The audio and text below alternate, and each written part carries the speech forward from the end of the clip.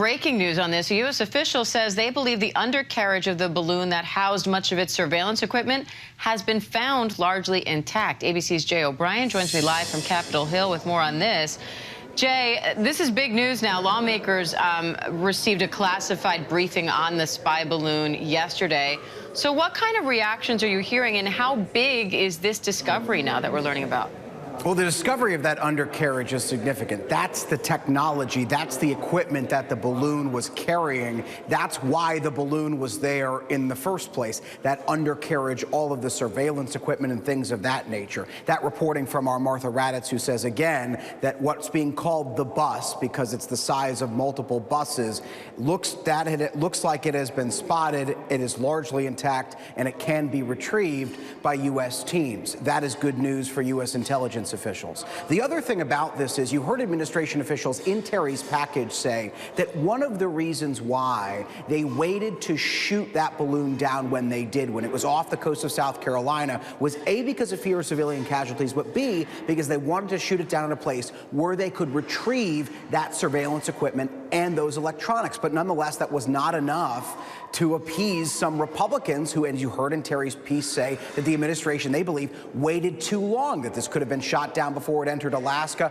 or at other parts in states like Montana that have remote areas. I will say there were Democrats who came out of those briefings yesterday who said that they feel the administration acted appropriately. There was one Republican, Mitt Romney, who also told reporters that he felt the administration, after he received that briefing, made the right decision. The one thing I can tell you, Diane, that there is bipartisan agreement on is that China would not have allowed any kind of U.S. surveillance device to be spotted by its people to travel over its country for the duration that the United States government did.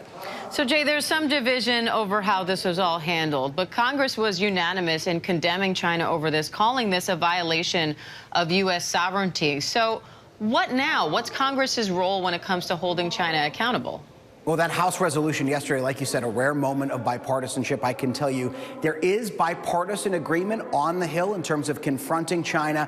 But that House resolution, it's a rap on the knuckles, right? It doesn't carry much weight diplomatically. China pushing back against that resolution nonetheless. The question confronting lawmakers is what you just asked, which is what do they do from here? They can provide oversight. They can push the Biden administration to confront China in different ways. We know there is a new House Select Committee that's going to look at China, going to look at the Chinese Communist Party. So seeing what they come up with is an open question in this Congress. And the other thing in all of this is providing some kind of oversight, not just on the U.S.-China relationship, but on the United States intelligence community and what the intelligence community is doing as it relates to China. We've heard lawmakers say that they have a renewed interest in that, given, of course, the events of the last few days with the spy balloon.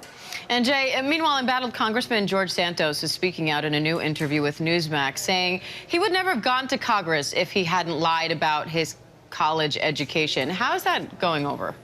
Well, that was the takeaway out of that interview, where Santos saying that he, in his district in Long Island, he wouldn't have been gotten the nomination, again, if he hadn't attended college and hadn't lied about his college resume. So acknowledging there in that Newsmax interview that he did lie about his college resume, but then he went on to say that he didn't lead a deceitful campaign. That is obviously something that Santos's own constituents in Long Island, own party leaders in Long Island, largely dispute. They are calling on him to resign. Fellow New York Republicans also calling on him to resign. What he faces now is an ethics committee investigation in the House, and federal, local, and state prosecutors also looking into his background, Diane. All right, Jay O'Brien on Capitol Hill. Thanks, Jay. Hi, everyone. George Stephanopoulos here. Thanks for checking out the ABC News YouTube channel. If you'd like to get more videos, show highlights, and watch live event coverage, click on the right over here to subscribe to our channel. And don't forget to download the ABC News app for breaking news alerts. Thanks for watching.